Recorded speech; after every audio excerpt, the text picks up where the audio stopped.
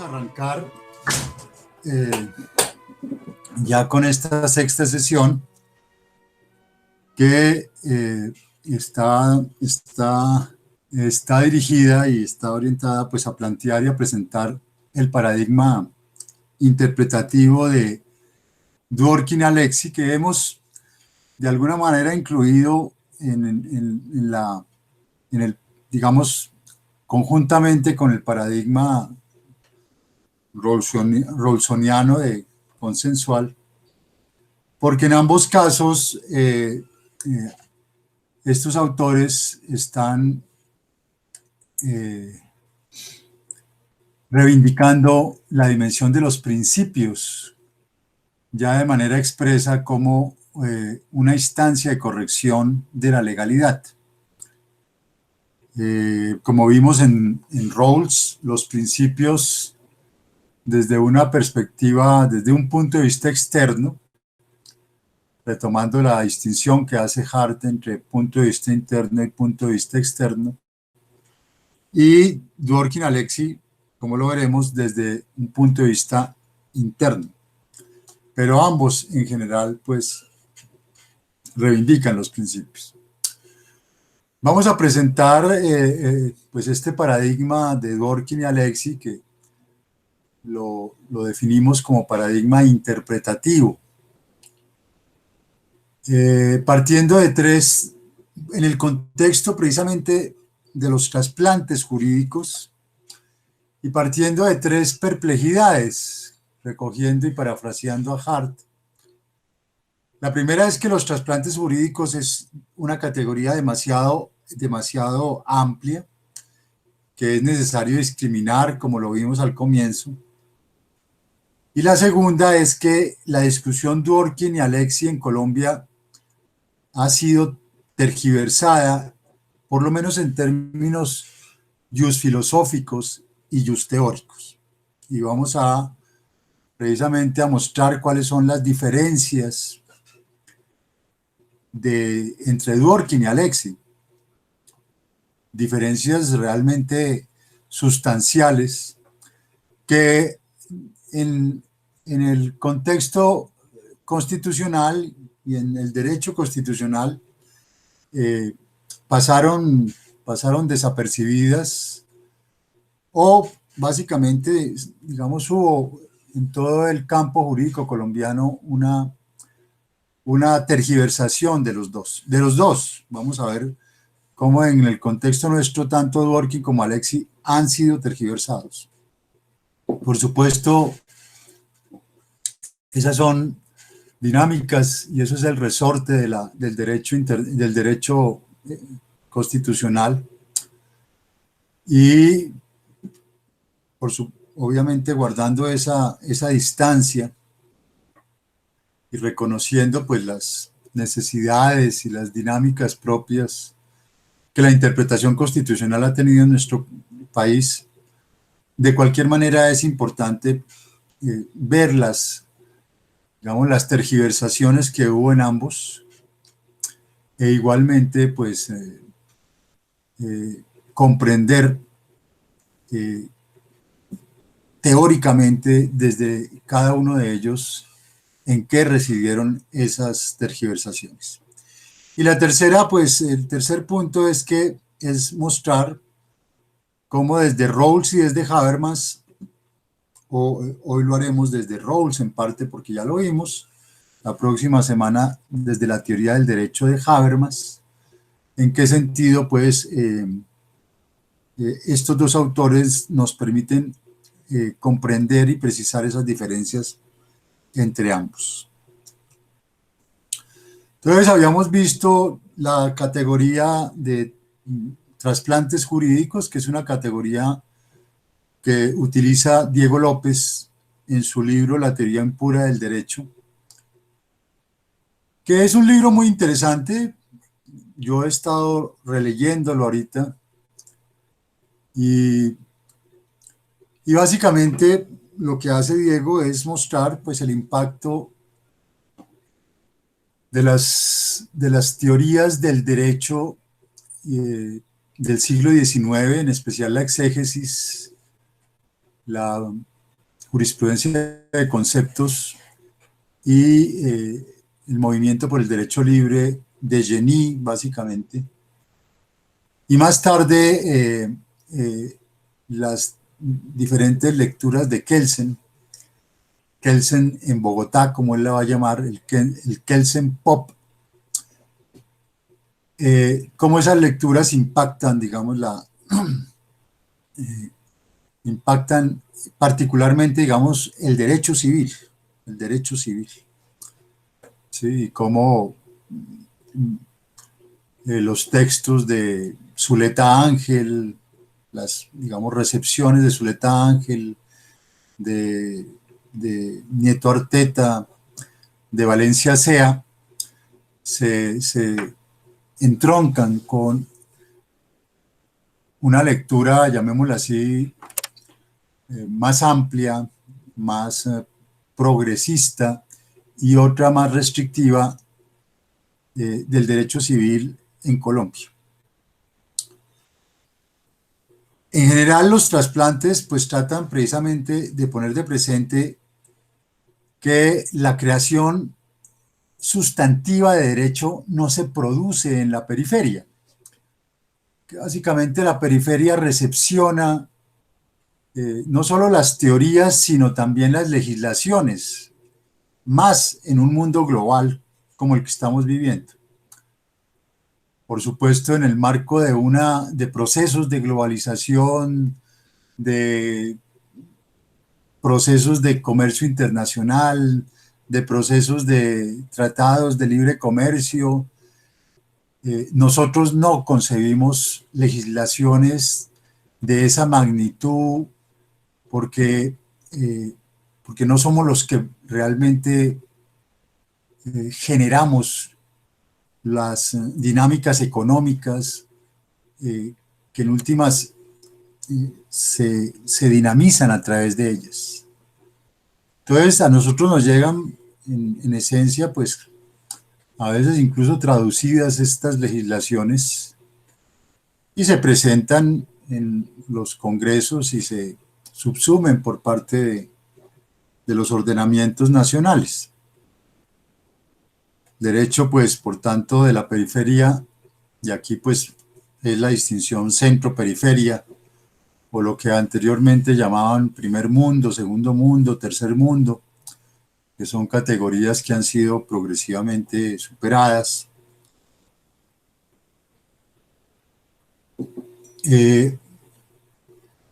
Lo que hacemos nosotros es simplemente recepcionar y ambientar, digamos, ese derecho transnacional. Esa es básicamente la apuesta de Diego López, pero como después lo problematiza un colega de Diego en la Universidad de los Andes, Daniel Bonilla, Teoría del Derecho y Trasplantes Jurídicos, el modelo de Diego, el modelo que Diego aplica en su teoría impura del derecho es un modelo simple, y la teoría y los trasplantes jurídicos realmente es una concepción y una teorización que han desde hace muchos años, eso no es un invento nuevo, que ha transitado a modelos mucho más complejos, incluso a híbridos y a combinaciones del modelo pragmático, del modelo valorativo, del modelo contextual, mucho más, digamos, elaborados. La cuestión es que hay que comprender que esos trasplantes tendrían que calificarse de alguna manera como recepciones, en tanto copias descontextualizadas, como híbridos, en cuanto a aplicaciones creativas, y en cuanto a mutaciones como tergiversaciones del planteamiento original. Pues para, digamos, plantear un tipo de, digamos, de calificación del trasplante como tal. Es decir, los trasplantes no se dan olímpicamente, los trasplantes van a tener básicamente este tipo de de aterrizajes, este tipo de concreciones en cada contexto. En parte lo que Diego López plantea en su teoría impura del derecho es cómo la recepción de Kelsen e incluso cómo la recepción de Genie, ¿sí? Va a responder más o menos a unas dinámicas que les estoy mostrando, a copias descontextualizadas, a mutaciones y a híbridos, pero Diego, digamos, no lo explicita en esos términos, y por eso es importante, incluso para sus tesis de maestría, en un momento dado, tratar de comprender en qué sentido lo que ustedes están eventualmente investigando es una recepción descontextualizada, es un híbrido creativo o es una mutación tergiversada. Es una variable que pueden incluir. Nosotros hemos tenido, y en parte pues así lo va a plantear Diego, en cuanto al impacto, por ejemplo, de Kelsen en el derecho civil. Es que a veces se nos olvida que lo que realmente hace Diego López es, digamos, una arqueología del impacto de las teorías del siglo XIX y del Kelsen de la primera mitad del siglo XX, del primer Kelsen, básicamente, no del segundo, en el derecho civil, ¿sí? Y en la jurisprudencia de la Corte Suprema de Justicia sustancialmente. Él no está analizando propiamente, por ejemplo, la filosofía del derecho o la teoría jurídica como tal.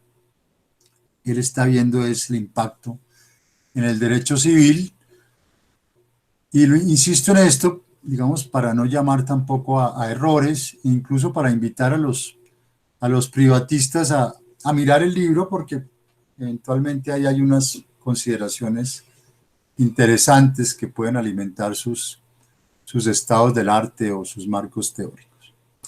Nosotros tenemos, digamos, dos híbridos creativos. La primera recepción, la recepción temprana de Kelsen, Nieto Arteta, Cayetano Betancourt, Abel Naranjo Villegas, que indudablemente pues intenta desde la filosofía del derecho asimilar en un contexto que había sido sustancialmente justnaturalista, eh, eh, el constructo que representaba Kelsen, que por tanto vamos a ver unos giros y unas lecturas pues muy interesantes, porque claro, después de haber vivido en un contexto justnaturalista, de haberse formado en un contexto justnaturalista, y les recuerdo que el contexto de la Constitución del 86 hasta las reformas liberales de los años 30, es un contexto dominado exclusivamente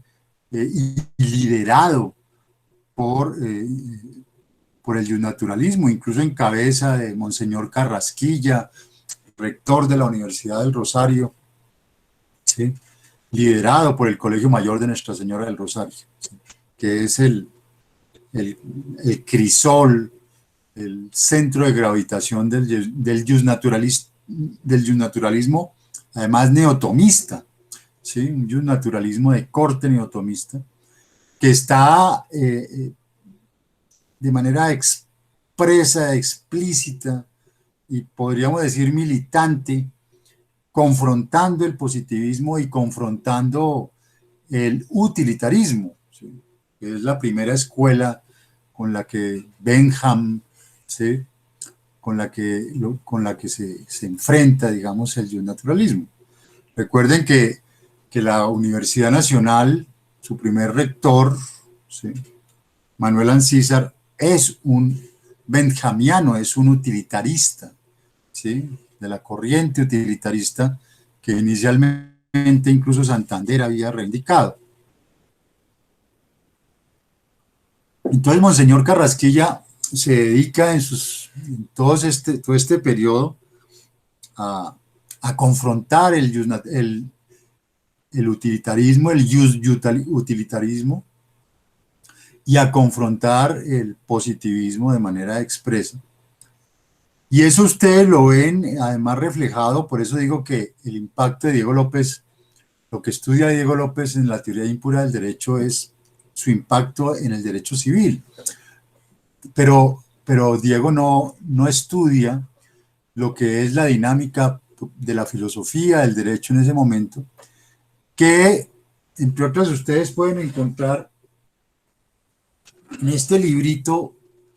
El libro se llama Historia de la Filosofía del Derecho en Colombia, siglo XX, que es de la Universidad Santo Tomás de Aquino, un profesor de la universidad, es de la Universidad, el libro de la Universidad Santo Tomás de Aquino y de Editorial Ibáñez.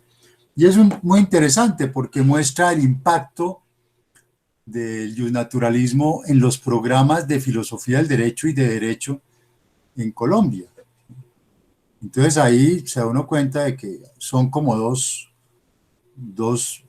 fluidos, dos corrientes de pensamiento que van paralelas.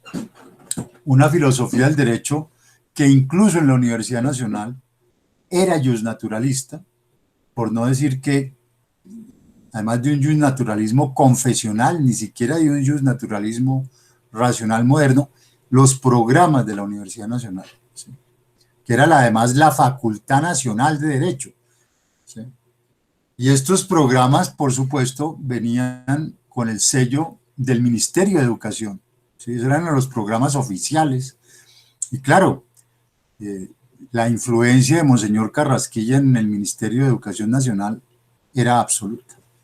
Entonces, por eso, digamos, es interesante esa primera recepción, es muy enriquecedora. Y lo es más la segunda, porque en la segunda ya vamos a encontrar a Rafael Carrillo. Les comentaba cuando vimos Kelsen cómo Rafael Carrillo se adelanta 15 años a la problemática kelseniana, al giro kelseniano en la norma fundamental. Y está pues la recepción de Carlos Gaviria de Hart. Gaviria es un kelseniano como lo mostrará muy bien Diego López, digamos, de la recepción progresista de Kelsen, digamos, no de la recepción clasicista de Kelsen, como él la denomina, pero Gaviria ya está leyendo a Hart y es el que introduce a Hart. Tengo una perra loca, de modo que me excusan, joven y loca. Y el maestro Villar Borda, que comienza, digamos, a hacer una reconstrucción de Kelsen en Colombia. Estas son, digamos, un híbrido creativo, pues, son unas elaboraciones teóricas que, aunque tratan de ambientar los diferentes Kelsen en Colombia, el Kelsen Pop, indudablemente son elaboraciones muy originales, ¿no? Vienen después copias descontextualizadas. Acá estoy sacando simplemente estas ponencias que recogían las pretensiones de una filosofía política y una filosofía del derecho desde el sur, pero reivindicando autores críticos europeos. En contraste, me excusan ustedes, en contraste con el autor que figura abajo, Ricardo Sanín, que para los que estudien Derecho Constitucional, yo les recomiendo la lectura de Ricardo Sanín, la lectura crítica, digamos, más interesante que yo he visto. Pero la copia descontextualizada es la del primero, que era un profesor de la Universidad Distrital. Y vamos a entrar entonces ya a lo que para mí, estaba tratando de mostrarles, digamos, las diferentes aplicaciones de esa distinción que he hecho, vamos a centrarnos en lo que considero la tergiversación del planteamiento original de Dworkin y de Alexi. Y bueno, voy a traer a colación otra vez al profesor Diego López, pues que fue colega mío cuando yo estuve en la Facultad de Derecho de la Universidad de los Andes, y Diego alcanza a estar también en la Nacional, junto con Rodolfo Arango. Todos ellos alcanzan a entrar a la Nacional, pero y todos alcanzamos, digamos, a coexistir, llamémoslo así, entre la Nacional y los Andes, hasta cuando hasta cuando los Andes impuso la condición de exclusividad a sus profesores. Cuando eso sucede, todos ellos se regresan a los Andes. Yo me quedé en la Universidad Nacional. Diego López, en el libro de la Escuela Judicial Lara Bonilla, Interpretación Constitucional, dice así, páginas 57-58. La Corte Constitucional Colombiana utiliza el balanceo para medir el peso específico de dos derechos constitucionales en conflicto y determinar cuál de ellos ha de predominar. Un test es una formulación verbal que la Corte Constitucional da como forma de balancear y ponderar. Aquí ya balanceo y ponderación empiezan a ser equivalentes entre intereses contrapuestos. Los test que utiliza la Corte Constitucional son ponderación concreta para el balanceo de derechos fundamentales en conflicto. Ahí ya ponderación, que es la propuesta de Alexi, queda amalgamada con el balanceo, que es la propuesta de Dworkin. Ponderación y balanceo son lo mismo. Entonces entremos a ver pues cuáles son esas teorías del balanceo y la ponderación en cada uno de ellos. Hemos visto que ese ha sido el eje sustancial, cómo desde la Segunda Guerra Mundial la conciencia jurídica se pregunta cuál es el recurso del derecho ante la ley extremadamente injusta. Esa pregunta recorre hasta el día de hoy, digamos, la reflexión jurídica, ¿sí? Hasta el día de hoy. Y ahí porque pues todas las consideraciones que alrededor de una legalidad sin corrección, ¿sí?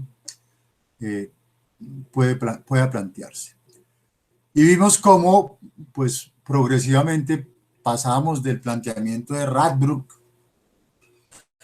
de un derecho supralegal que tiene en la justicia pues una instancia de corrección, Kelsen, que establece el juez como agente subjetivo de corrección de la legalidad, Hart, que plantea un derecho mínimo natural, y llegamos, como lo vimos en la sesión pasada, a Rawls, donde los principios de justicia, que les recuerdo por si acaso no estuvieron en la clase, son principios de justicia planteados y promulgados como expresión del consenso político en un Congreso constituyente.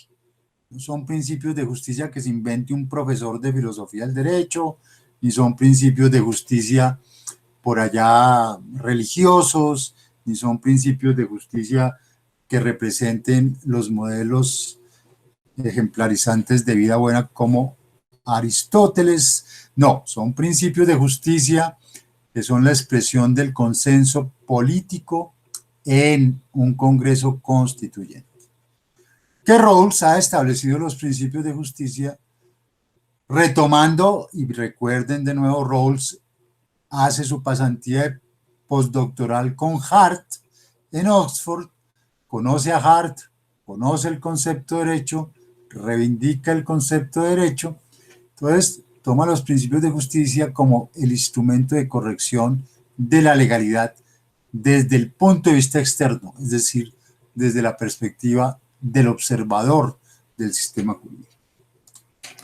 Lo que van a hacer Dworkin y Alexi, precisamente como desarrollos postreros de lo que había sucedido en la Segunda Guerra Mundial, de los asesinatos y los crímenes de lesa humanidad que se producen por los nazis, por los japoneses en la Segunda Guerra Mundial, por los italianos, Mussolini, por los españoles también, mi generalísimo Franco, ¿sí? Todos esos asesinos, criminales de guerra, fueron los principios como instancia de corrección, ojo acá, político-moral de la legalidad. Y acá este término, corrección político-moral. Aquí no nos estamos, insisto, quedando en la corrección procedimental. Es decir, tanto Dworkin como Alexis, vamos a verlo inmediatamente, están reivindicando una dimensión de corrección que no es la justicia procedimental.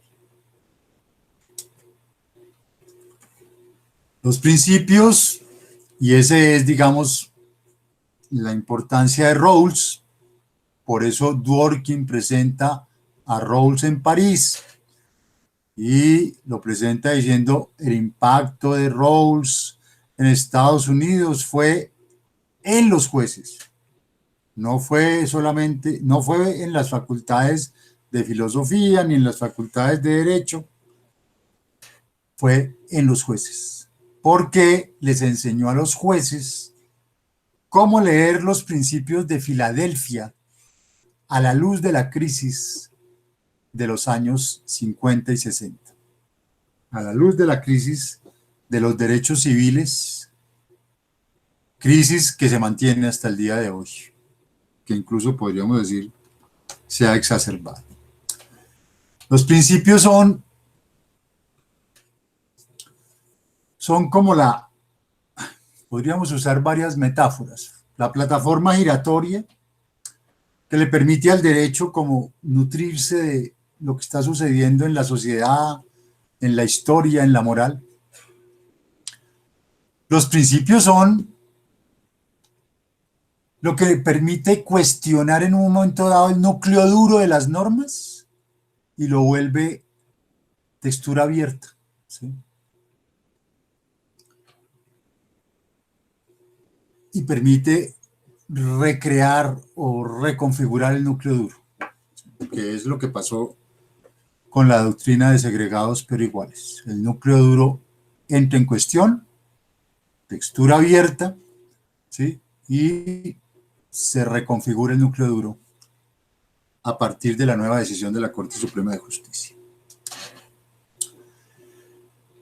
Y en todo este contexto, por eso les insisto acá, instancia de corrección político-moral, Rawls, el sentido último, digamos, de todo su planteamiento en teoría de la justicia e incluso en liberalismo político, cuando plantea la justicia política. Ustedes recuerden, la justicia política define el marco de razonabilidad de la Corte Suprema de Justicia. La justicia política define el marco de razonabilidad de las decisiones de la Corte Suprema de Justicia. Que había planteado Rawls en una lectura crítica, en una autocrítica que se estaba haciendo en el 80, era enfatizar que la teoría de la justicia lo que estaba planteando era la consideración de que sobre lo procedimental prima lo razonable político-moral. Es decir, que la instancia de corrección de la justicia procedimental es una instancia político-moral. Claro, esto lo dice Rawls como filósofo, ¿sí? Abstractamente, de pronto de una manera muy general, sin la mediación jurídica, pero lo que quiero es señalarles que ese momento en Rawls es clave, ¿sí? Por eso la teoría de la justicia tiene el impacto que ha tenido, y que así lo va a recoger no solo Dworkin, sino también Alexis. ¿Sí? Y aquí, pues como lo va a sugerir Ferrajoli, yo no he desarrollado Ferrajoli acá, pero Ferrajoli, que digamos es un autor como más del resorte del derecho penal, pero en Ferrajoli hay muchos vasos comunicantes con esto que hemos presentado. Ferrajoli es el que usa el término paleopositivismo. Y recuerden que Ferrajoli, que se reclama como, digamos, como positivista, ¿sí? Dentro de su garantismo, o su garantismo dentro del positivismo, él proviene de un movimiento que en los 60 se llamó Jueces por la Democracia, que fue a su vez un movimiento propiciado por una de las teorías críticas del derecho con las que arranca la segunda mitad del siglo XX, que fue el uso alternativo del derecho. En ese contexto, ¿sí?, en una discusión incluso con el marxismo, se plantea el movimiento Jueces por la Democracia, y de ese movimiento Jueces por la Democracia surge Ferrajoli. Ferrajoli es el que acuña el término paleopositivismo para tratar, digamos, de calificar estos positivistas de viejo cuño, ¿sí?, monolíticos, verticales, que todavía creen que la moral no tiene nada que ver con el derecho. Ese paleopositivismo, por supuesto, odia los principios. Ese paleopositivismo no reconoce la dimensión de los principios, siempre confrontó digamos, la existencia de los principios en Colombia. Esa fue la contraparte, de nuevo, como lo llamó Diego López, el nuevo derecho como la expresión pop del antiformalismo en los años 90. El paleopositivismo rechaza los principios porque obviamente la seguridad jurídica entra en cuestión, porque los principios expulsan normas y generan vacíos y lagunas dentro de esa lógica jurídica, también monolítica y rígida, ¿sí?, derivada del silogismo, generan aporías en el derecho, y obviamente, como ustedes lo están viendo en este momento, reclamado por algunos sectores, ambientan una dictadura de los jueces frente no solo al legislador, sino al ejecutivo. Pero los principios, y esto es de un libro de Rodolfo Vigó, que se llama Los principios jurídicos, y eso que Rodolfo Vigó es justnaturalista, es un profesor argentino que ustedes deberían conocer, justnaturalista. Los principios tienen una función sistémica en un sistema jurídico, una función interpretativa, directiva, integradora, limitativa, fundamentadora, sistematizadora. Sí, los principios no son principios extranormativos, los principios operan dentro de un sistema jurídico y operan sistémicamente, en los términos sistémicos del Luhmann, ¿sí? No son, ¿sí?, piezas de adorno, ¿sí?, ni son bolitas de Navidad, ¿sí?, para ponerle al arbolito, ¿no? Los sistemas constituyen prácticamente su columna vertebral. Y ahí obviamente pues tenemos que reconocer la precariedad sistémica e interpretativa del derecho en Colombia, del campo jurídico colombiano. Fíjense esto de Roscoe Pound en el 43 inicialmente, planteando 5 niveles de articulación e interpretación en el derecho angloamericano: reglas, principios, concepciones legales, doctrinas y estándares, y últimamente la categoría además de cánones constitucionales. Nosotros, si acaso, manejamos 2 o 3, ¿sí? O sea, nosotros también tenemos que reconocer que somos un sistema jurídico en construcción, que no nos la sabemos todo, que no nos sabemos todo y no nos la sabemos todas. Entonces, de ahí por qué insista yo en que contra Manuel Atienza, la filosofía del derecho es muy importante para dejársela a los abogados, recogiendo de nuevo el punto de vista externo que hace parte del reconocimiento, de la regla de reconocimiento en un sistema jurídico. Todo esto, digamos, para que entendamos que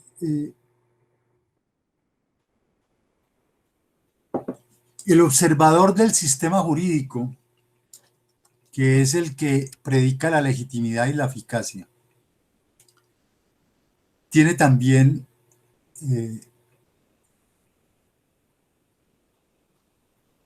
una perspectiva por reivindicar en la consideración de los principios. Y ahora entremos entonces a las mutaciones propiamente dichas. Primera mutación. Lo que hace Dworkin con los derechos es serio y en su obra es sustancialmente, esencialmente, volver a Filadelfia, tratar de dar razón de Filadelfia. ¿Qué pasó en el Constituyente de Filadelfia? Lo que vamos a ver, lo que hace Dworkin ya de manera expresa, como se lo vamos a ver hacer a Habermas en una semana con la Asamblea Nacional Francesa, es mostrar cómo esos dos congresos constituyentes, digamos, plantearon unas proyecciones normativas de carácter político-moral, ¿sí? Unas enseñanzas para los ordenamientos democráticos contemporáneos, ¿sí? Y tenemos que tratar de ver y desentrañar cuáles fueron. Dworkin lo hace, pero la primera tergiversación que encontramos sobre Dworkin es precisamente la del panfleto, y me excusan el término, de filosofía del derecho de la Escuela Judicial Lara Bonilla, que presenta a Dworkin como jus naturalista, por defender principios extranormativos.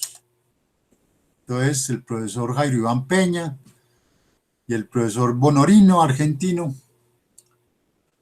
que se hizo millonario cuando vino acá a dictar clases, por las cuales abrieron una investigación disciplinaria, la maestría en Derecho, hace 20 años, plantean que Dworkin es jus naturalista y está así, jus naturalismo moderno, Dworkin.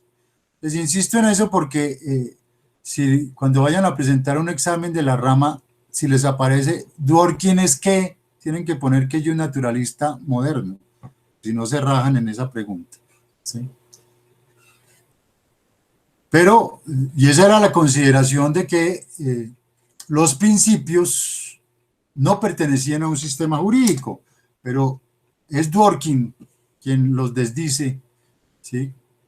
Es Dworkin quien en los derechos en serio es el primero en decir un principio pertenece a un orden jurídico. Entonces, una primera tergiversación fue la consideración de un Dworkin justnaturalista que no tiene nada que ver. Ahora, Dworkin, esa es una discusión que ya no existe. Que me llamen justnaturalista y justpositivista, me da lo mismo, ¿sí? El punto es que los principios son principios del ordenamiento y por tanto la afirmación del folleto, por decir algo, de la Escuela Judicial Lara Bonilla no es cierta. Esa fue la primera mutación. La segunda mutación se produce por la presentación de César Rodríguez al libro Hard Dworkin, la discusión Hard Dworkin, sin Rawls, ¿sí? ¿Por qué es importante Rawls entre Hart y Dworkin? Primero porque la línea de continuidad de, digamos, de esa discusión tiene en la teoría de la justicia unos elementos que recogen a Hart y que anticipan a Dworkin. Y segundo, porque Dworkin es rawlsiano, ¿sí? Dworkin reivindica a Rawls, ahora lo reivindica como se reivindican en la academia, digamos, los planteamientos, críticamente, ¿no? No arrodillados y no dogmáticamente. Pero ya en la primera, digamos, y ahí viene la posición fuerte de Dworkin.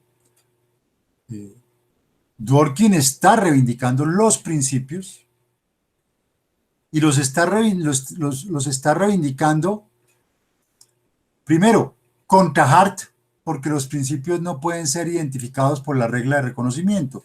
La regla de reconocimiento es regla última, criterio supremo para definir las reglas, pero no logra captar, llamámoslo así, interpretar los principios. Los principios requieren ir más allá de la regla de reconocimiento. Y los principios, ojo, restringen la discrecionalidad. Ese es el punto en el cual Dworkin va a ser confrontado por Duncan Kennedy.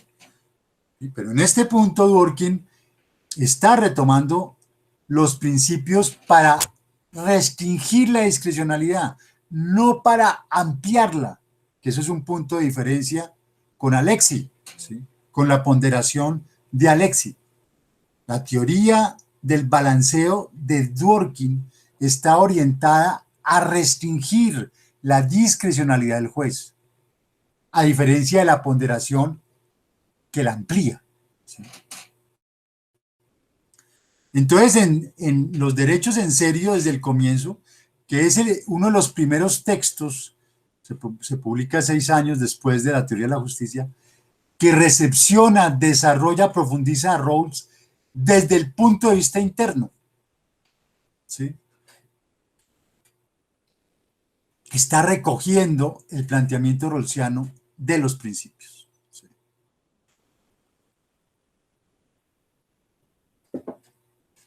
Y más tarde, en el Imperio de la Justicia, igualmente, el juez Hércules y todo lo que, digamos, el modelo de contrafáctico de decisión judicial representa el juez Hércules, porque es un modelo contrafáctico de decisión judicial, es decir, un modelo ideal, ¿sí? Está orientado es a restringir la discrecionalidad del juez. Pero el otro punto, digamos, bueno, ya lo vamos a ver ahorita, es que César Rodríguez también no conoce, no ha leído a Rawls y reivindica la categoría de moralidad política como si fuera propia de Dworkin, cuando la categoría de moralidad política la plantea el Rawls, ¿sí? Y vamos a ver ahorita qué consecuencias tiene eso. Entonces Dworkin confronta la regla de reconocimiento de Hart, plantea un derecho como una praxis interpretativa, ¿sí?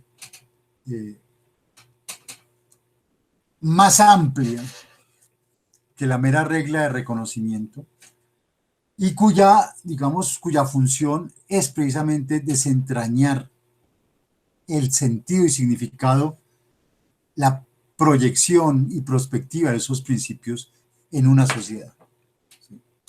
El derecho para Hart, para Dworkin, no se reduce a la legalidad, ¿sí?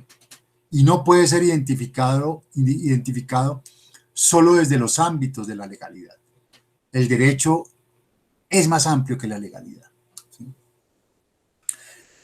Y al derecho pertenecen pautas de corrección, pautas con pretensión de corrección, los principios, que no pueden ser identificadas por la regla de reconocimiento.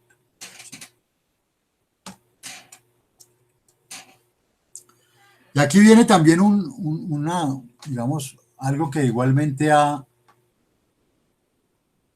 ha propiciado la confusión, que es que no hemos hecho claridad y jurídicamente ustedes ven incluso, pues, bueno, aunque la T406 del 92 intentó diferenciar las dos dimensiones, principios y valores, nosotros en general no tenemos claridad de qué son los principios y qué son los valores. Los valores son valores contextuales, los valores son los valores de las eticidades, los valores son los modelos ejemplarizantes de vida buena. Esa es la dimensión axiológica, ¿sí?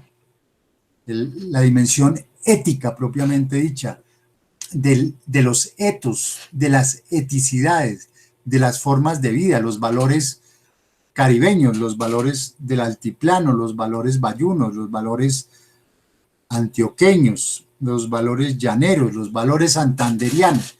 Esos son valores, esos son etos. Esa es la dimensión axiológica. Pero cuando nosotros entramos a un proceso constituyente, lo que empieza a decidirse ahí ya son principios que tienen un carácter deontológico. En esencia, y óiganlo bien, porque lo veremos en una semana también con Dworkin, con Habermas, perdón, retomando a Dworkin. Aunque es una postura, no es dogma, no está escrito, digamos, en piedra, pero dentro de una interpretación kantiana,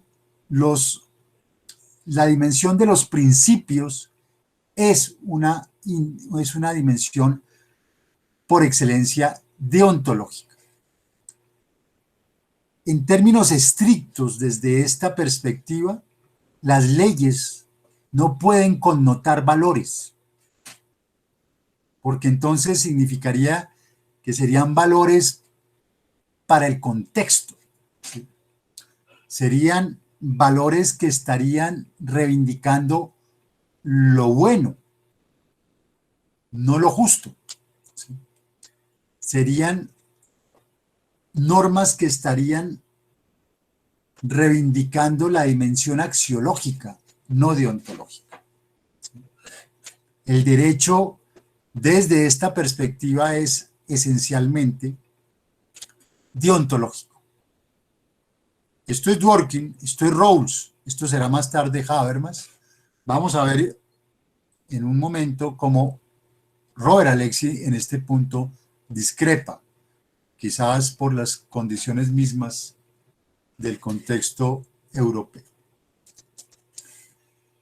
Entonces, la categoría de moralidad política que la plantea e introduce Rawls, porque los principios de justicia son la expresión de la moralidad política dentro de un Congreso Constituyente, César Rodríguez se la achaca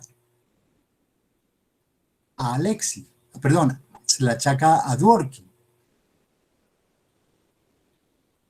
¿Por qué, digamos, es importante ese pequeño detalle?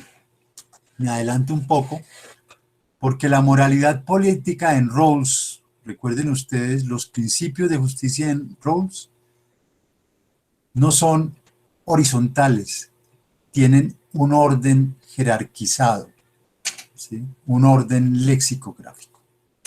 La moralidad política rawlsiana, los principios de la moralidad política rawlsiana, que en últimas es la relectura que está haciendo Rawls de Filadelfia, son principios jerarquizados. Y ese planteamiento, esa jerarquización, ese orden lexicográfico, al no haberse leído a Rawls, propicia que se lean en Dworkin como si no fueran principios jerarquizados. ¿Qué es lo que hace Dworkin? Dworkin toma el Congreso Constituyente de Filadelfia y muestra que ahí, por eso va a decir que la teoría política, que la teoría moral es la base de la teoría constitucional, por eso plantea y por eso es que el constituyente de Filadelfia demoró tanto, porque la discusión más sustantiva que se da es cuáles son los principios morales sobre los que podemos consensuar nosotras, las 13 colonias. Y se llega primero a dos principios morales. Todos somos iguales y el que no es igual tiene que ser tratado como igual. Esos son los dos principios de la moralidad política, porque no es meramente moral. Estar en un Congreso Constituyente es el fruto de un consenso político. Todos somos iguales. El que no es igual tiene que ser tratado como igual. Y esos principios, que son la base, la moralidad política, son los principios del ordenamiento, después transitan a una juridización, a una constitucionalización, y se vuelven debido proceso y tratamiento equitativo. Y ese es el dique natural del sistema jurídico, los principios. El dique natural.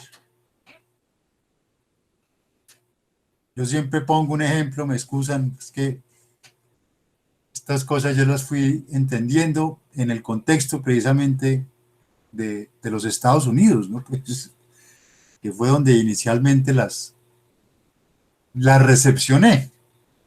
Un día me invitaron a Memphis, ¿sí? Cerca de Nashville, tierra de Elvis Presley. Bueno, y allá cuando uno le invitan a Memphis, que eso es allá, pues imagínense, eso es centro de Estados Unidos. Siempre lo llevan a uno a ver el Mississippi y un puente que cruza el Mississippi. Entonces, Memphis está como en un terraplén, ¿sí? Como en una colinita, si ustedes quieren, una parte más alta, y ahí pasa el Mississippi. Y cuando ustedes están pasando el puente, a lo lejos ven una muralla de concreto que se prolonga por kilómetros. Bueno, esa muralla de concreto es una vaina que han hecho allá para que cuando el Mississippi en invierno, el Mississippi en primavera, cuando hay todo el deshielo, ese Mississippi se expande. Entonces pusieron ese dique, un dique artificial, para que no inundara pues de ahí hasta las montañas rocosas, ¿sí? Bueno, el dique natural son los principios, el dique artificial son las leyes, ¿sí? Pero las leyes están supeditadas a los principios porque las leyes, primero son expresión de la mayoría, no son expresión del consenso como los principios. Y las leyes responden no al legislador universal, ¿sí? No al legislador, sí,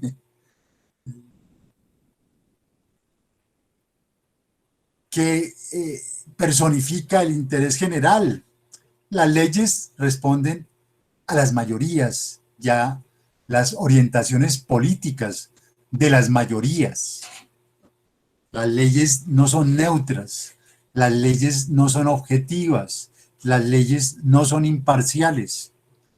Entonces el constituyente de Filadelfia, con gran olfato, puso la prioridad del principio adjudicativo sobre el principio legislativo, la prioridad del consenso sobre las mayorías, la prioridad de los principios sobre las leyes, ¿sí? Y se los puso a defender a los jueces. Señores jueces, ustedes van a defender el consenso, ¿sí? Contra las leyes, frente a las leyes, cuando las leyes no respeten ese consenso. Pero ustedes no van a cambiar la jerarquía de los principios, el orden lexicográfico de la moralidad política, ¿sí? Que estableció esa determinación. Entonces, la respuesta correcta, ¿sí?, es la respuesta donde priman los principios sobre las directrices políticas, es decir, sobre las leyes.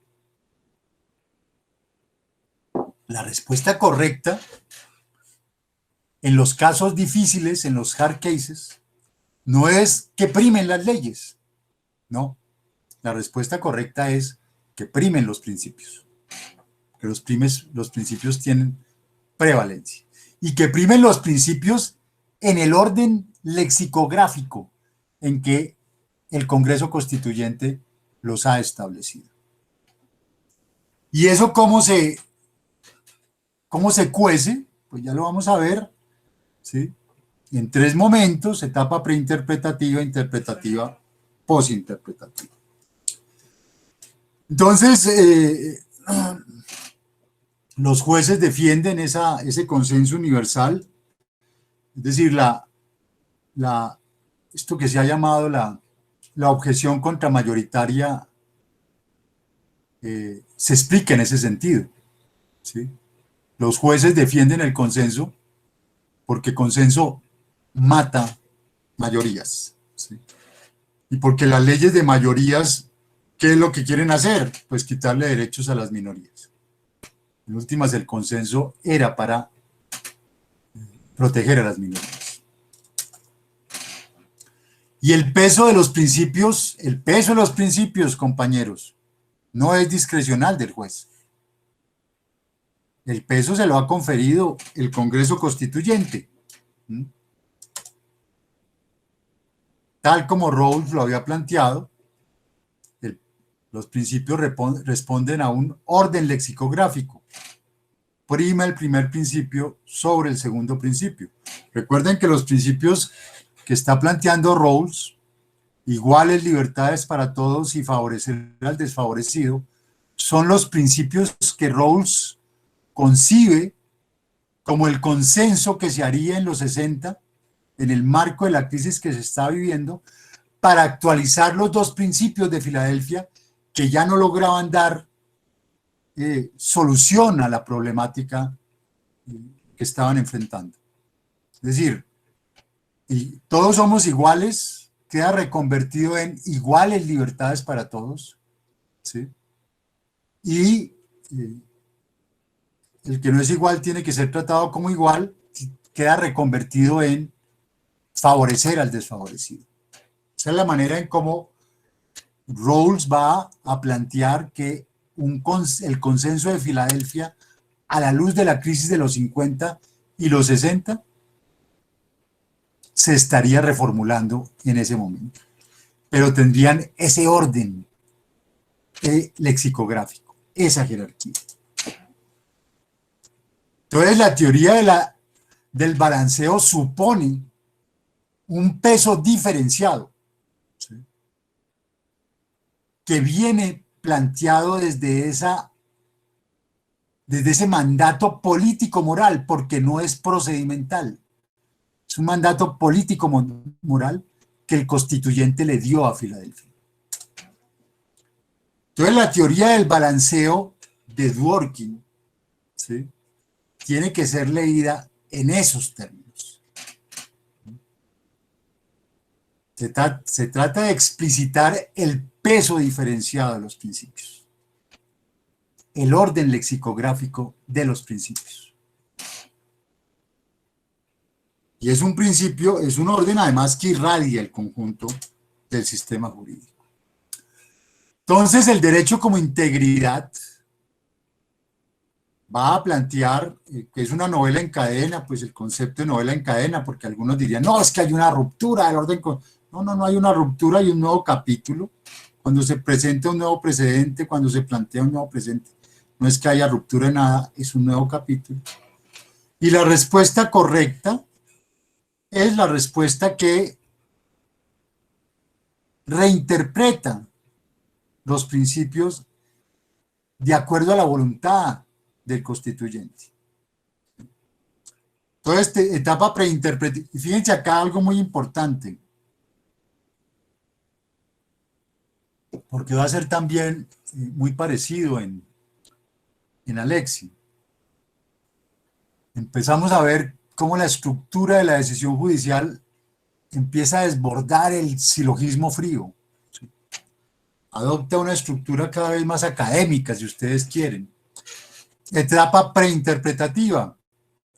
Recojo el precedente, principio Y superior a X igual YX. Estado del arte, si ustedes quieren. Estado del problema. ¿Sí? En toda la legislación ha habido esta consideración de que el principio Y es superior a X y las soluciones han sido, por supuesto, YX. Etapa interpretativa, interpretación crítico-creativa. El paradigma de Dworkin es un paradigma crítico-creativo, vamos a ver ahorita. Hipótesis de trabajo. No, principio X superior a Y. Sí. Esa fue la voluntad de Filadelfia, esa fue la voluntad del constituyente, etc. Etapa posinterpretativa, marco teórico, validación. ¿Sí? Muestro la solución desde la lectura, desde esa nueva lectura, desde ese nuevo peso de los principios que estoy haciendo del caso concreto. Principio X superior a Y igual XY. Entonces el juez debe explicitar en esos tres momentos, preinterpretativo, interpretativo y posinterpretativo, el peso diferenciado de los principios, de acuerdo a la historia, a la voluntad del constituyente y o la historia constitucional. No de manera discrecional, es decir, no por ponderación, no por ponderación. Y aquí la insistencia de Dworkin en que las proposiciones del derecho son verdaderas y figuran en o se siguen de los principios de justicia, equidad o debido proceso que proporcionan la mejor interpretación constructiva de la práctica jurídica de la comunidad. Es decir, que no es suficiente, que hay que remitirse a unos principios de justicia y de moralidad política, a un marco de razonabilidad, más que a un marco procedimental, al menos en los casos difíciles. Entonces, la respuesta correcta es un ideal regulativo de la decisión judicial, un ideal regulativo contrafáctico de la decisión judicial. Es un modelo contrafáctico de decisión judicial, que tiene que tener unos factores estructurales, los principios de justicia, es decir, esos principios de moralidad política, ese consenso político en últimas, que se produce en un Congreso Constituyente. Obviamente la integridad textual de lo que se está tratando de solucionar, la historia constitucional y legislativa y los precedentes, son los factores estructurales. Y los factores coyunturales, que para Dworkin son simplemente accesorios, no son básicos. Obviamente las propias convicciones de justicia, la convicción popular, la opinión pública, los juicios interpretativos individuales, los juicios políticos personales, e incluso las convenciones sobre democracia y derechos humanos que no han sido firmadas por Estados Unidos. Ese es el planteamiento de Dworkin. Y aquí, digamos, hay que rápidamente tratar de desentrañar qué es eso de esa interpretación crítico-creativa, ¿sí?, de Dworkin. ¿Sí? El derecho como integridad, el derecho entendido así desde ese juez Hércules, que es un modelo que recoge no solo la interpretación jurídica, sino la interpretación estética y ética del derecho. Y de ahí, digamos, muchas veces la complejidad y la malinterpretación de Dworkin que hacemos nosotros. Nosotros nosotros todo lo que tocamos lo reducimos a legalidad y a silogismo. ¿Sí? Es impresionante todo lo que nosotros jurídicamente tocamos, lo reducimos a legalidad. ¿Sí? Es la preeminencia del paradigma legalista.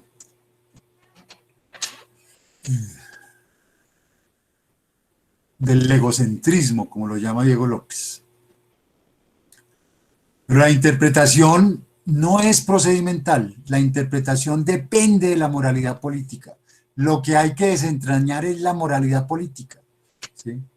Pues en el caso por lo menos del contexto angloamericano.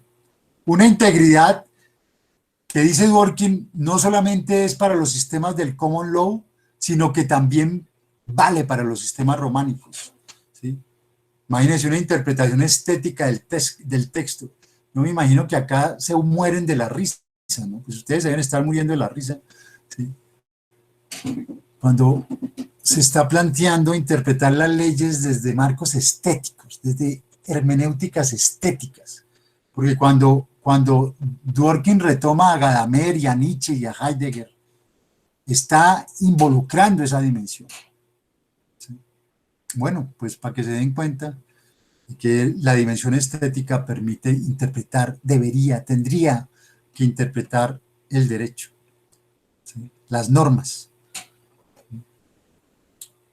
Nosotros que nuestra formación jurídica brilla si hay algo que brilla por su ausencia es la formación estética. No solo la ética, por supuesto, sino la estética también, ¿sí? Eso creerán que eso es cuentos de hadas, ¿sí? Si ya ni siquiera consideran la filosofía, la formación just filosófica y just teórica, imagínense si van a considerar la formación estética. Pero para Dworkin, ¿sí? Eso es clave. ¿Para qué? Para desbordar la concepción ontológica del derecho dominante, es decir, la concepción en Colombia legalista. La consideración de que, incluso podríamos decir silogística, porque ahí van de la manito, ¿no? Sí, como un par de novios, el legalismo y el silogismo. Y es una lectura además de un silogismo plano, ¿no? Sí. Ahorita vamos a ver eso además. Entonces, el juez Hércules, por eso es Hércules, frente al juez Herbert, que es el juez Hart, intenta interpretar las normas más allá de lo legal. Tercera mutación. Bueno, le voy a dar, digamos, el beneficio de la duda por un momento a Diego López. Porque el libro de la Escuela Judicial Lara Bonilla es del 2002, creo. ¿Será que algo llevó a error a Diego para esa confusión? Bueno, entonces vayamos a un libro que se acababa de publicar hacía 2 años o 3. Hay respuestas correctas en el derecho de Rodolfo Arango. Pero vamos a mostrar que Rodolfo, hay cosas que efectivamente pudo malinterpretar por esta complejidad y por esta, a veces, digamos, amalgama de teorías que plantea Dworkin, pero hay otras en las que Rodolfo va a ser muy claro. Entonces aquí Rodolfo, página 42, va a hablar del equilibrio de los principios. ¿Sí? Las decisiones judiciales son verdaderas creaciones del juez que suponen no la destreza del tinterillo. En todo caso, Rodolfo es un crítico de los leguleyos, ¿sí? Permanentemente, sino un modo de saber que posibilite el acaecimiento de la justicia, entendida como equilibrio de los principios que entran en juego o luchan en una decisión judicial. Vamos a ver que ese concepto de equilibrio no es de Dworkin, es de Zagrebski.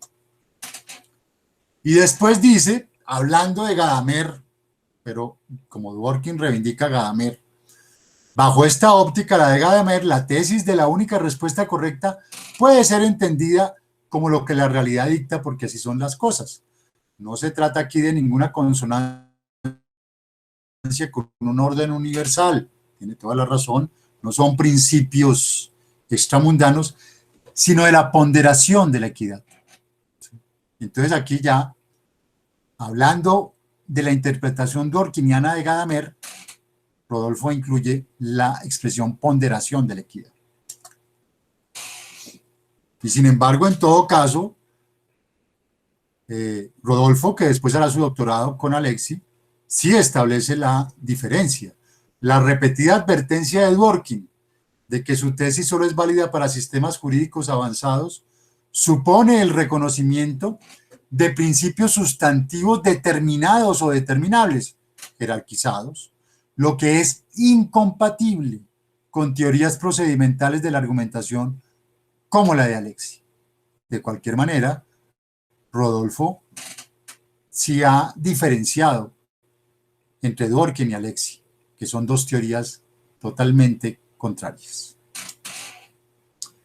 Pero ahí ven ustedes a Diego López como amalgama los test que utiliza la Corte Constitucional son ponderación concreta para el balanceo, es decir, amalgamada la ponderación y el balanceo. Y aquí lo remata la técnica de ponderación o balanceo, es decir, eso es lo mismo. Eso es lo mismo. Bueno, entremos ahora al paradigma interpretativo de Robert Alexi.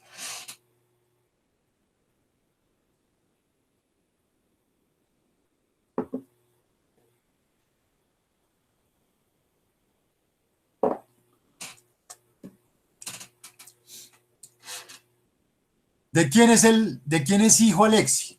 ¿Quién es el papá de Alexi? El papá teórico, conceptual, ¿no? No es que vayan a después a decir que es que Alexi es hijo de Habermas.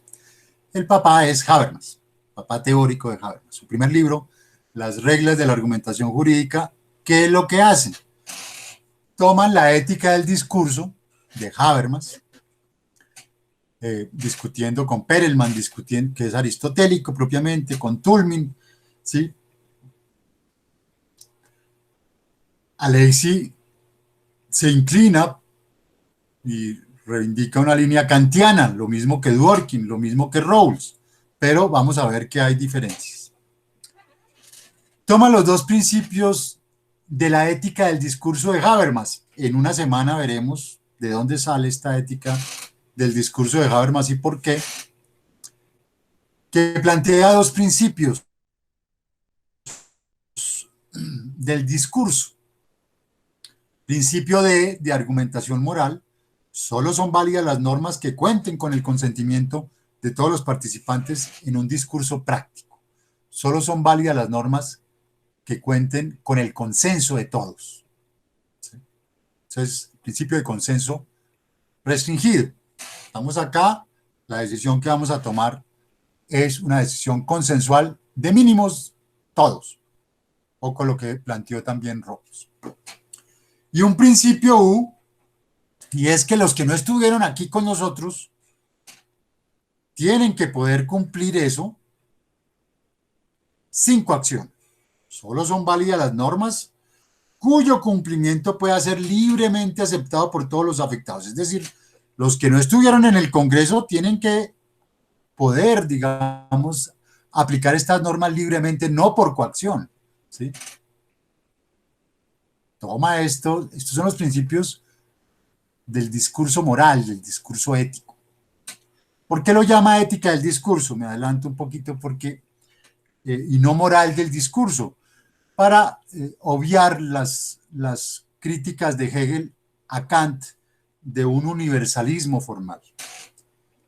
¿Sí? Y de que cada comunidad hablante, cada comunidad de hablantes tiene que darle su forma lengüística, su forma gramatical y sintáctica a esos principios de IU. Cada cual le da su forma. Cada comunidad le da su forma, por eso se llama ética del discurso. Bueno, de esos dos principios de la ética del discurso, deriva Robert Alexis sus principios de argumentación jurídica. Todo el que puede hablar puede tomar parte en el discurso, todos pueden cuestionar cualquier afirmación, todos pueden introducir cualquier afirmación en el discurso, todos pueden exteriorizar sus criterios, deseos y necesidades, ningún hablante puede ser impedido de ejercer la salvaguardia de sus derechos fijados en 1 y 2, cuando dentro o fuera del discurso predomina la fuerza. Entonces, como ven, esto es lo que se ha llamado la estabilización del punto de vista moral en los procedimientos jurídicos, es decir, la estabilización del punto de vista consensual en los procedimientos jurídicos. Eso es lo que va a plantear Alexis en las reglas de la argumentación jurídica. Pero más tarde, en su libro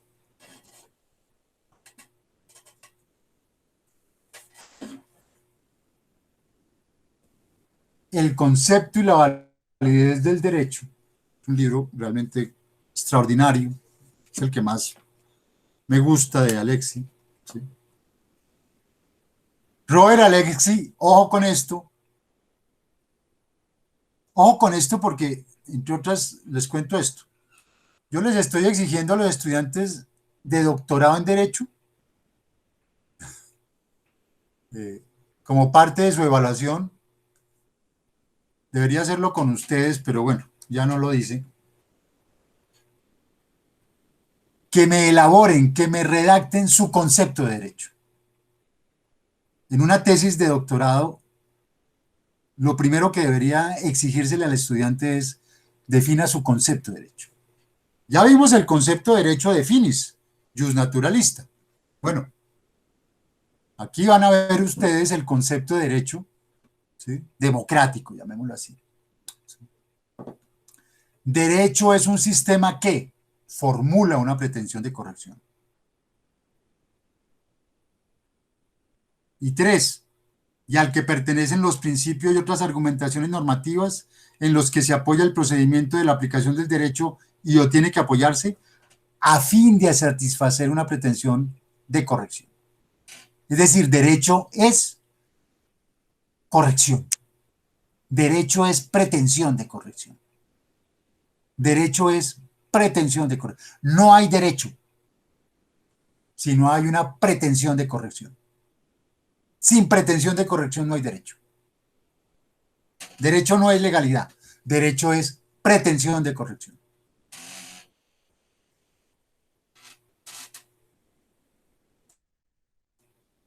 Y después define un concepto triádico de validez del derecho.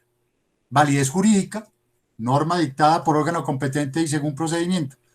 Validez social, norma obedecida socialmente con sanción si es desobedecida. Y validez ética, norma justificada moralmente basada en posibilidad de corrección. Ojo, norma justificada moralmente basada en posibilidad de corrección. Norma justificada moralmente. Y aquí el sentido de moral, ahí, tómenlo como moral político. Norma justificada razonablemente, basada en posibilidad de corrección. En su libro Derecho y Moral, sí, pues ya tratando el problema del derecho y la moral, que es como lo que desvela a los abogados. Entonces, Alexis ha tomado ha tomado la relación derecho-moral, ha mostrado que hay una conexión conceptual y normativa entre derecho y moral. Esa no es una conexión coyuntural, no es una conexión accidental. Se los he dicho, el Código Civil no solamente es el proyecto político de la burguesía revolucionaria, está fundado en la moral kantiana. ¿Sí? El Código Laboral, ¿sí?, es un proyecto político de las clases populares de mediados del siglo. puede tener una fundamentación kantiana, puede también tener una fundamentación utilitarista. El código contencioso administrativo, ¿sí?, es el proyecto político de las clases medias, puede tener una fundamentación kantiana, puede tener una fundamentación utilitarista, o puede empezar ya a tener una fundamentación postconvencional, moral postconvencional. ¿Sí? Detrás de todo código, detrás del derecho, no solamente está el proyecto político, está la fundamentación moral. Entonces, desde la perspectiva del participante, dejémosla del observador, porque en esa es más evidente el involucramiento moral político. Desde la perspectiva del participante, es decir, del juez, los principios involucran la tesis de corrección.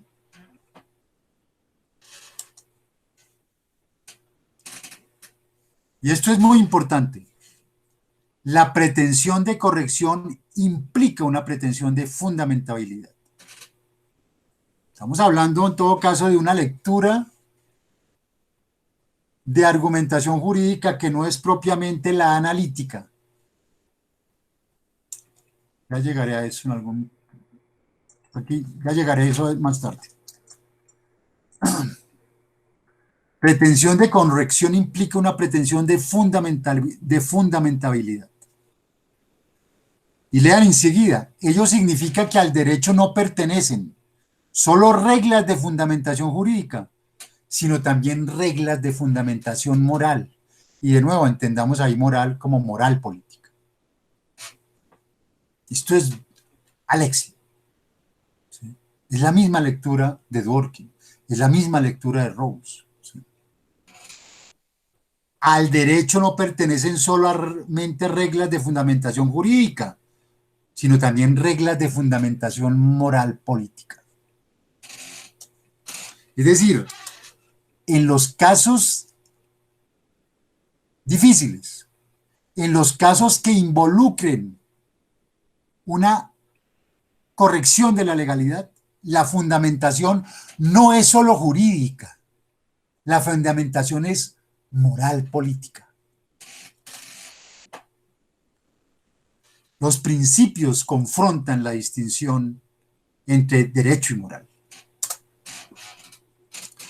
Entonces, transita Alexia su teoría de la ponderación, muestra que la relación moral política se proyecta a las leyes, se proyecta a las reglas de todo tipo y por supuesto también se proyecta a los principios.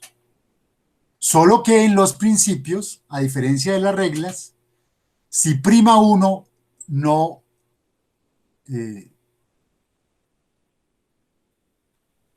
anula al otro.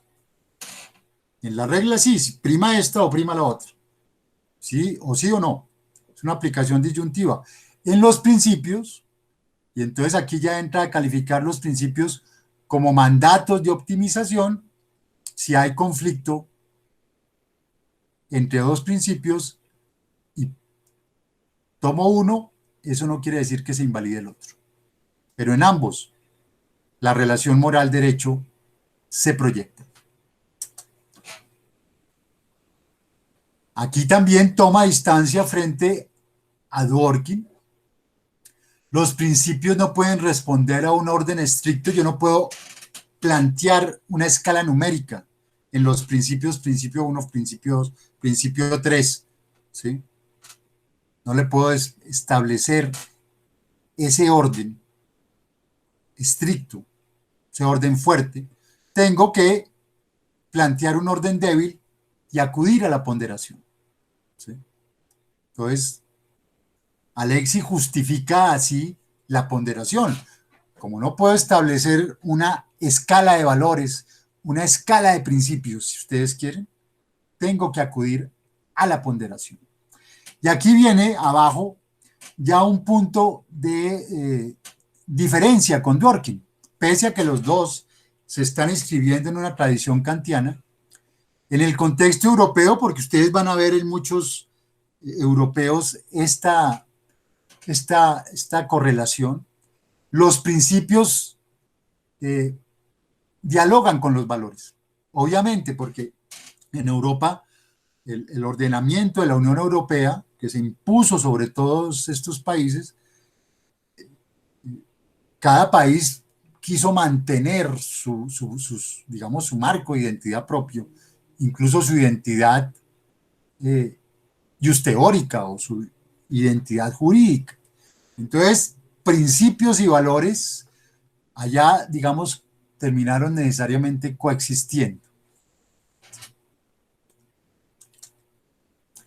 Ponderación es un procedimiento cuyo resultado es un enunciado de preferencias condicionado que según la ley de colisión surge de una regla de diferencia de decisión.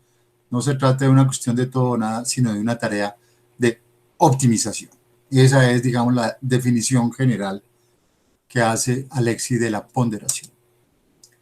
Y la ponderación, entonces, es la aplicación de un principio de proporcionalidad que a su vez se subdivide en tres subprincipios. El principio de idoneidad, qué beneficio se deriva de la aplicación del derecho. El principio de proporcionalidad, cuál derecho es más beneficioso al ser aplicado. Y el principio de necesidad, si alguna opción o medida puede ser mejor al aplicarse. La fórmula que ustedes encuentran ahí abajo es la fórmula de la ponderación de Carlos Bernal. La traigo a colaciones para mostrar que esas lecturas responden a la teoría de la argumentación jurídica en la línea de la filosofía analítica del derecho, que es opuesta a la línea de las teorías de la justicia, en las cuales uno puede inscribir a Rawls, a Dworkin, y yo me atrevería también a decir, aunque Alexis cae también en estas formulitas, digamos, de Alexis. ¿Sí? Creo que de las cosas más perniciosas que han pasado son acudir a estas fórmulas, que son puras fórmulas formalizantes, formalizadoras, en la línea de la filosofía analítica del derecho. ¿Sí? ¿Qué quiero decir cuando digo? No, ¿cuál es el problema de la justicia? No. A la filosofía analítica del derecho no le interesa el problema de la justicia material y real, le interesa la fórmula. ¿Sí? Le interesa la argumentación jurídica meramente formal. No le interesa muchas veces el contenido propiamente sustantivo de la justicia. Entonces, hay que hacer como las dos lecturas también de la ponderación. Pero eso, tómenlo como una hipótesis de trabajo falseable en la consideración de Alexis. En todo caso, pues la teoría de la ponderación supone en general una decisión discrecional del juez sobre la aplicación u optimación de un principio frente a otro. Zagrebelsky, que es el que escribió el derecho dúctil, un italiano, es el que va a plantear que a partir de los 90 también, a partir de la Unión Europea, se opuso al Estado de Derecho legislativo, el Estado de Derecho constitucional, y que en el Estado de Derecho constitucional que se rige por principios, digamos, la pretensión es un equilibrio de principios y valores por ponderación. Eso es Zagrebelsky. Entonces, al final del día vamos a encontrar unos modelos, Rawls, Dworkin, que a través de la jerarquización y el balanceo propenden por una diferenciación lexicográfica de los principios, y unos modelos Alexis Zagrebelsky, que a través de la ponderación y el equilibrio propenden por unos principios horizontales que hay que efectivamente ponderar.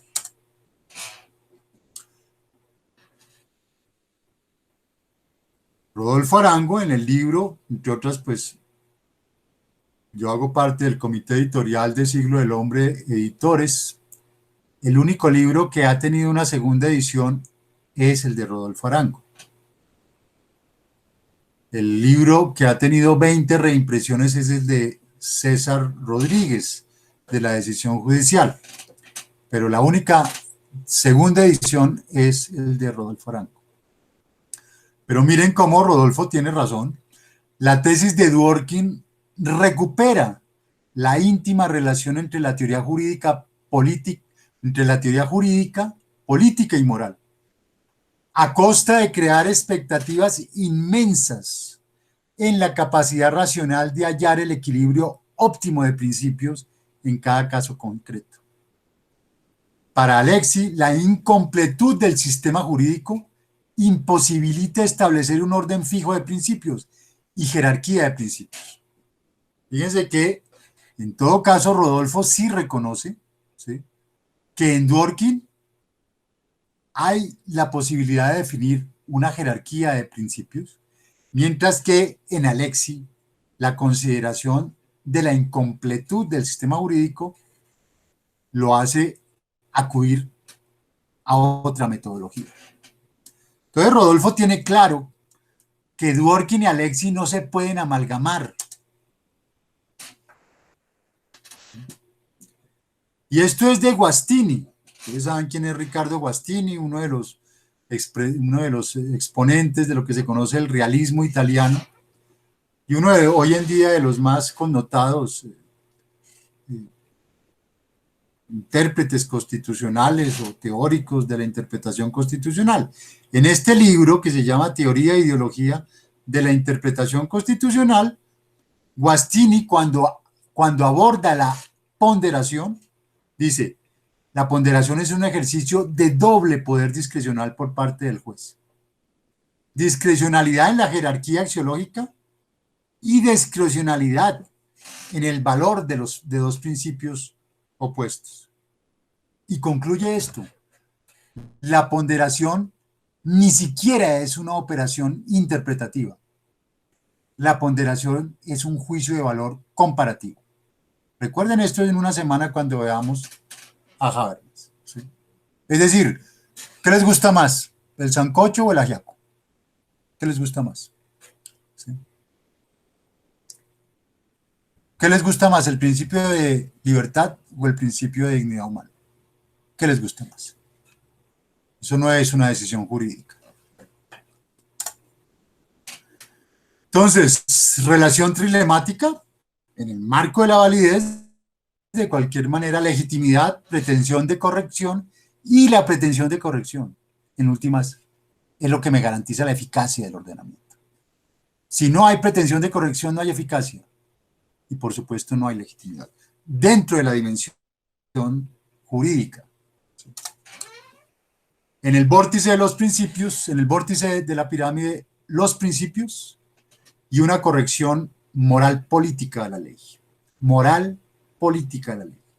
Si ustedes quieren, en términos absolutamente fieles al texto moral en Alexis, aunque yo insisto que hay que leerla en Alexis también como moral política, pero si ustedes quieren así por fidelidad al texto, corrección moral en Alexis, corrección moral política en Dworkin.